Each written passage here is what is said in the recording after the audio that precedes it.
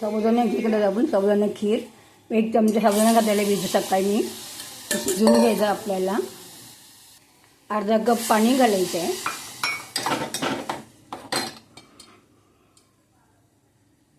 एक कप दूध घ्यायचं, चांगलं हलवायचं आहे. ही खीर छान लागते मस्तपैकी साबुदाण्याची खीर, म्हणून त्याच्यात शिजवायचं आहे आपल्याला. काजू बदाम पिस्ता बारीक करून टाकलेले आहेत. थोडं शेंगदाण्याचं कूट टाकायचं 1 चमचा आपल्याला. 1 चमचा कमी टाकायचं आहे, म्हणून ते शिजवून घ्यायचं आहे. 2-3 चमचे साखर टाकायची आपल्याला, 2 ते 3 चमचे, जास्त नको, असं गोड होईल ना. मिक्स करूया. हे खीर खूप छान लागते, साबुदाण्याची खीर खूप छान लागते. उपासाला वगैरे पण चालते ना, मस्त लागते. थोडी वेलची पण टाकायची, वेलची पण थोडीशी चिमूटभर, त्याचा स्वाद चांगला येतो ना.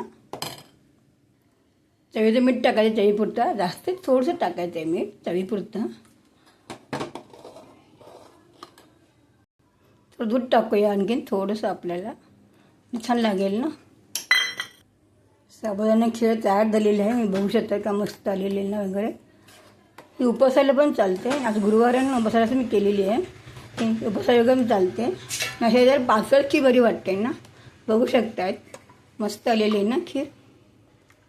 वाव, तुम्ही नक्की ट्राय करून बघा. व्हिडिओवर लाईक करा, शेअर करा, सबस्क्राईब करा, कमेंट करा. बाय. बघू शकता का मस्त आलेली ना खीर.